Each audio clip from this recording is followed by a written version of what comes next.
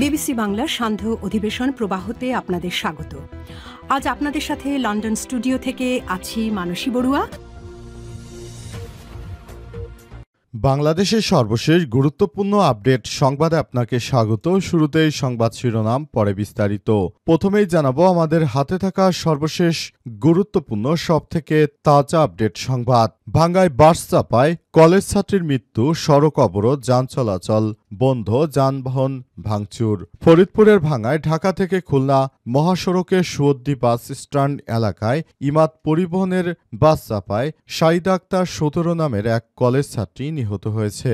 ঘটনাটি ঘটার পর উত্তেজিত জনতা মহাসড়ক অবরোধ করে বিক্ষোভ শুরু করেছে। এ সময় প্রায় ১.৫ ঘণ্টাব্যাপী যান চলাচল বন্ধ থাকে এবং বেশ কয়েকটি যানবাহন ভাঙচুর করা হয়েছে।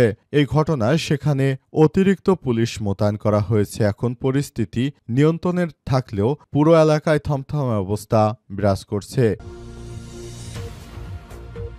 এরপর জানাবো ডিসেম্বরের দ্বিতীয় সপ্তাহে তফসিল ঘোষণা বললেন নির্বাচন commission CEC M Nasir Uddin. ত্রয়োদশ জাতীয় সংসদ নির্বাচন করার জন্য যে পরিবেশ দরকার, যে আইনশৃঙ্খলা পরিস্থিতির দরকার, সেটি এখন দেশে বিরাজমান বলে জানিয়েছেন প্রধান নির্বাচন কমিশন। তিনি বলেন, আগামী ডিসেম্বর মাসের দ্বিতীয় সপ্তাহে আমরা তফসিল ঘোষণা করব। এদিকে তফসিল ঘোষণার আগেই পদত্যাগ করবেন উপদেষ্টা আসিফ মাহমুদ সজীব ভূঁইয়া। স্থানীয় সরকার পল্লী উন্নয়ন সমবায় উপদেষ্টা আসিফ মাহমুদ সজীব ভূঁইয়া জানিয়েছেন, জাতীয় নির্বাচনে তফসিল ঘোষণার আগেই তিনি উপদেষ্টার পদ থেকে পদত্যাগ করবেন। কারণ তিনি নির্বাচন করতে চান, এজন্য অবশ্যই তাকে পদত্যাগ করতে হবে। জানাবো দুই বড় দলের নেতৃত্ব পরিবর্তনে বিদেশ থেকে খেলা চলছে।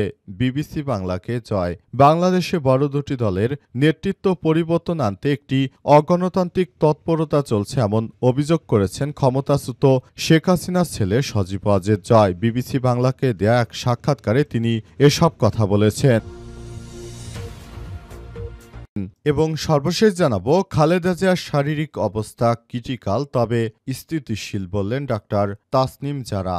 বিএনপি চেয়ারপারসন বেগম খালেদা জিয়ার শারীরিক অবস্থা ক্রিটিক্যাল তবে স্থিতিশীল বলে জানিয়েছেন জাতীয় নাগরিক পার্টি এনসিপির সিনিয়র যুগ্ম সদস্য সচিব ডাক্তার তাসনিম জারা। আজ এভারকেয়ার হাসপাতালে খালেদা জিয়াকে দেখে এসে সাংবাদিকদের তিনি বলেছেন, সতর্কতা মেনে আমার উনাকে অর্থাৎ খালেদা জিয়াকে দেখার সুযোগ হয়েছে। উনি সজ্ঞানে আছেন, তবে সজাগ আছেন, তবে তার শারীরিক অবস্থা অত্যন্ত ক্রিটিক্যাল, যে কোনো সময় তার মৃত্যু হতে পারে। প্রিয় দর্শক, এতক্ষণ শুনছিলেন সংবাদ শিরোনাম, এবারে বিস্তারিত। তবে তার আগে বন্ধুরা অনুরোধ থাকবে এই সংবাদটিতে একটি লাইক দিন। এই চ্যানেলে আপনি নতুন হয়ে থাকলে আমাদের সংবাদটি দেখতে দেখতে চ্যানেলটি সাবস্ক্রাইব করে রাখুন। কমেন্ট করে বন্ধুরা আপনার মূল্যবান মতামত জানিয়ে দিন আপনি বিশ্বের কোন দেশ থেকে বা বাংলাদেশের কোন স্থান থেকে আমাদের সংবাদটি দেখছেন এবং শুনছেন। আর বন্ধুরা সংবাদটি আপনার সোশ্যাল মিডিয়া ফেসবুকে শেয়ার করে বন্ধুদেরও দেখার সুযোগ করে দিন। এবারে বিস্তারিত। ফরিদপুরের ভাঙ্গায় বাস চাপায় কলেজ ছাত্রীর মৃত্যু, সড়ক অবরোধ, যানবাহন ভাঙচুর। ফরিদপুরের ভাঙ্গায় ঢাকা খুলনা মহাসড়কের সুয়দ্দি বাস স্ট্যান্ড এলাকায় ইমাদ পরিবহনের বাস চাপায় সাদে আক্তার ১৭ নামের এক কলেজ ছাত্রী নিহত হয়েছে। ঘটনাটি ঘটার পর উত্তেজিত জনতা মহাসড়ক অবরোধ করে বিক্ষোভ শুরু করে। এ সময় ১.৫ ঘণ্টাব্যাপী যান চলাচল বন্ধ করে দেয় তারা জানায়, ইমাদ পরিবহনের বাসটি সুয়দ্দি বাস স্ট্যান্ডে আসার পর অনেক জোরে চলছিল। নিহত সাদিয়া আক্তার সুয়দ্দি গ্রামের সাদাত শেখের মেয়ে। তিনি ভাঙ্গা মহিলা ডিগ্রি কলেজের ২য় বর্ষের শিক্ষার্থী। তার মৃত্যুতে এলাকাবাসী গভীরভাবে শোকাচ্ছন্ন হয়ে পড়েছে। তার মতো একজন মেধাবী শিক্ষার্থীর মৃত্যুতে পুরো এলাকাবাসী হতবাক। বিশেষ করে বেপরোয়া গতির কিছু যানবাহনের কারণে দেশে প্রতিনিয়ত অ্যাক্সিডেন্ট ঘটছে। এই অ্যাক্সিডেন্টে নিরীহ অনেক মানুষ মানুষই মারা যাচ্ছে। তার মৃত্যুর সংবাদটি শোনা মাত্রই হামিদ্দির একটু সামনে এগিয়ে সৌদি বাস স্ট্যান্ড এলাকা থেকে তারপর সাধারণ মানুষ পুরো রাস্তাটি ঘেরাও করে তখন যান চলাচল বন্ধ হয়ে যায়। অবস্থায় পরিস্থিতি নিয়ন্ত্রণে সেখানে পুলিশ সদস্যদের মোতায়েন করা হয়েছে।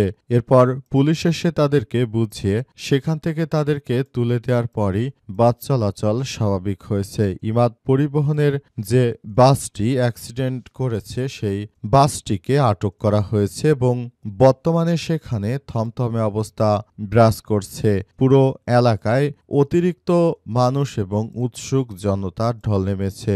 এমন একটি মৃত্যুর ঘটনা অনাকাঙ্ক্ষিত হয় সেখানে সাধারণ মানুষ অনেকেই নানা রকম প্রশ্ন জিজ্ঞাসা করছেন। তবে এই বিষয়টি নিয়ে এখনো কেউ মুখ খুলেনি।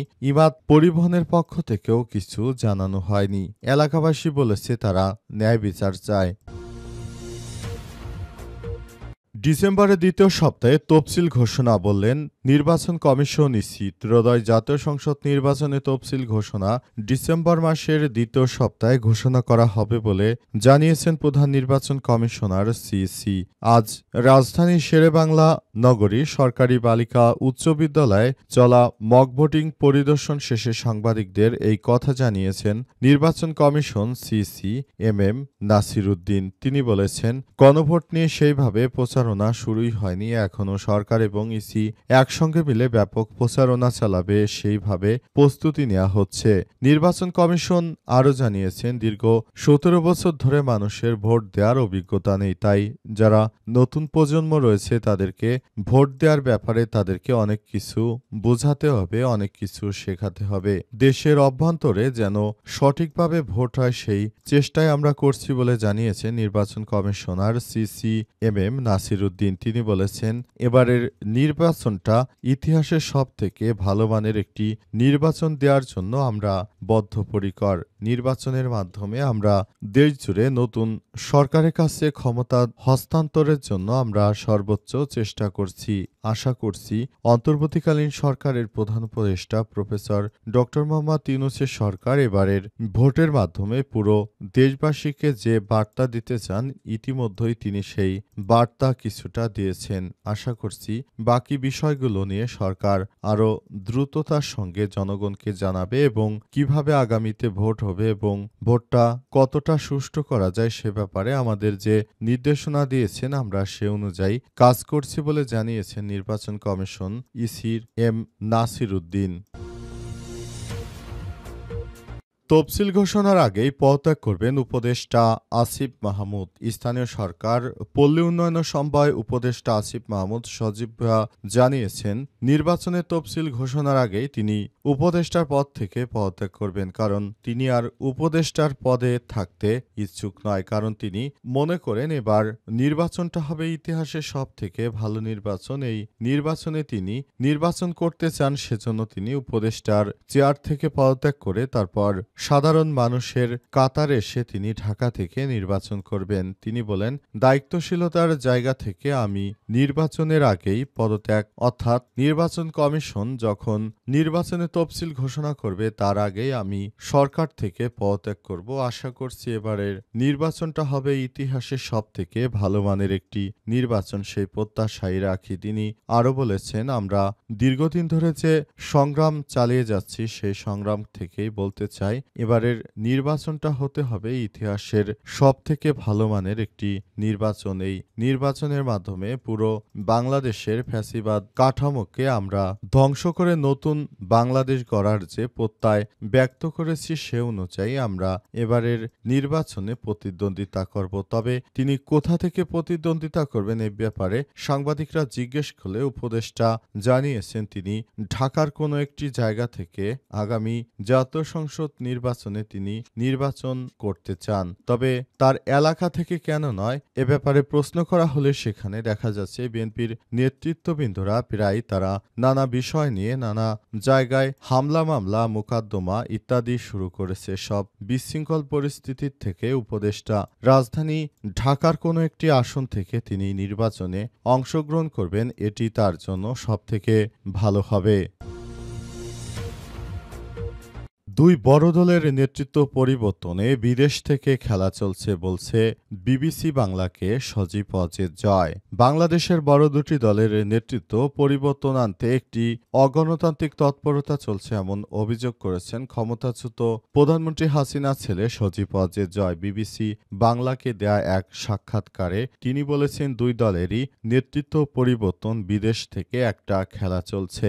বাংলাদেশে কার্যক্রম নিষিদ্ধ হওয়া আওয়ামী লীগের পাশাপাশি বড় দল বলতে তিনি বিএনপিকে বুঝিয়েছেন। খেলা বলতে আসলে কি বুঝিয়েছেন সজীব ওয়াজেদ জয়, এ ব্যাপারে আমরা কোনো মন্তব্য করতে পারিনি। তিনি বলেন, একটি দলের রাজনৈতিক নেতা ভারতে আর একটি দলের রাজনৈতিক নেতা লন্ডনে রয়েছে অবস্থায় অগণতান্ত্রিক প্রক্রিয়ায় একটি নির্বাচন দেওয়ার চেষ্টা করা হচ্ছে। আমরা বলতে চাই, আগামী নির্বাচনে যদি আওয়ামী লীগকে সুযোগ করে না দেয়া হয়, আমরা এই নির্বাচনকে প্রতিহত করব। এই গণতান্ত্রিক প্রক্রিয়ায় যে নির্বাচন, সেখানে আওয়ামী লীগকে না বলার কোনো সুযোগ নেই। আওয়ামী লীগের নেতৃত্ববৃন্দরা এদেরকে প্রতিহত করবে, এই ব্যাপারটি জানিয়েছেন বিবিসি বাংলাকে জয়। তবে কি খেলা চলছে এবং কার নেতৃত্বে খেলা চলছে সেসব বিষয়ে কোনো কথাই বলতে রাজি হননি সজীব ওয়াজেদ জয়। ইতিমধ্যে সজীব ওয়াজেদ জয় এবং বিবিসি বাংলার যে বিষয়গুলো রয়েছে, এই বিষয়গুলো নিয়ে সামাজিক যোগাযোগ মাধ্যমে ব্যাপক ভাইরাল হয়েছে বিবিসি বাংলার সঙ্গে কথা বলা এই বিষয়টি।